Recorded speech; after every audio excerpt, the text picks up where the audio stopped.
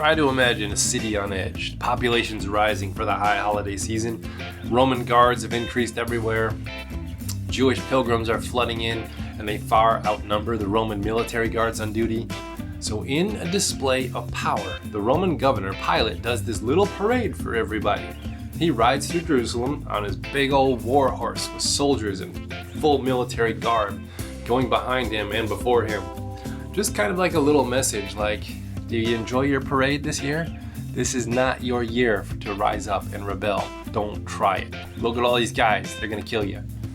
And then an uproar happens as some Jews start to declare somebody as king on the other side of the city.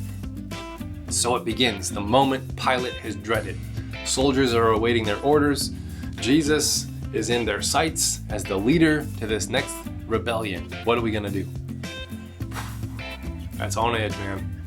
Now, there are 4 responses in the day to the Roman occupation of Jerusalem and the whole land.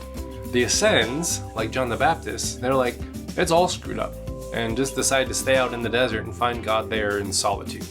Not a bad choice, if you ask me. The Sadducees, they're the complete opposite of the Essenes and say, you know, everything's all messed up and meaningless, and Rome's too big to fight, they're too big to fail, so we might as well get rich.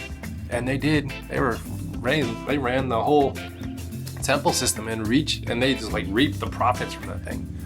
Now the Pharisees, they try to make peace with Rome and the Jews, and they're trying to walk the line of free will and fate by not making bold moves and just kind of see what plays out. And if God is pleased with our holiness, maybe God will come in and intervene for us.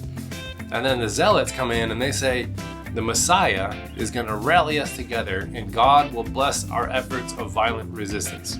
If we don't fight, God will punish us for our lack of faith. So we need to be ready to take our nation back and have your sword on your hip at all times. Now these 4 groups have an interpretation of this one moment, and everyone ties an expectation onto Jesus in this moment as he rides into Jerusalem on his colt.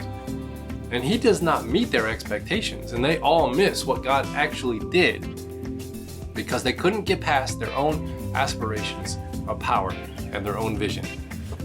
People grab palm branches and start to wave them around. Okay, why palms? Why wave palm branches around? Is it because the only thing on hand? Well, 2 centuries before this moment, the people were subject to a Syrian tyrant named Antiochus. And he occupied their land, he desecrated their temple by sacrificing a pig on the altar, and he brutally abused the people. And then a Messiah-like figure, nicknamed the Hammer, also known as Judas Maccabeus, he rose up, he rallied the people, and with guerrilla-style warfare actually defeated the Syrians. And their war chant as they plunged into battle was, Hosanna, which means God will save us. So then, Judas Maccabeus cleansed the temple, drove the Syrian occupiers out of their land, and they commemorated this moment with the palm branch, waving them in victory over their heads. And they even minted them into their coins. So a palm branch to the Hebrews is kind of like the bald eagle to Americans. It's this symbol of freedom and strength and independence, right? Now, they use this symbol again in the traditional Palm Sunday story, and even pick up the old war chant, Hosanna.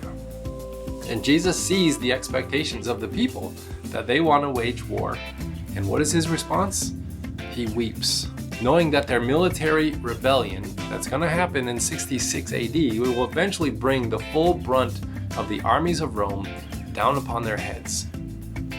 Jesus claims the throne and cleanses the temple, but refuses to lead that military rebellion against Rome, and he is killed for it. The same crowds that celebrated his entry into Jerusalem with the palm branches condemn him to execution. Jesus' redemption is for the whole world, but the people hate their enemy too much to accept it. They'd rather see them all dead. Now the palm is a symbol for their strength and independence, but it's also a symbol of our temptation to use world-like means to accomplish God's goal in the world. Pride, power, prestige, these are not tools in God's toolbox.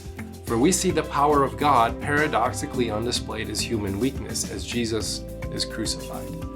It is this perfect, overcoming love that defeats death and sets the world free from fear.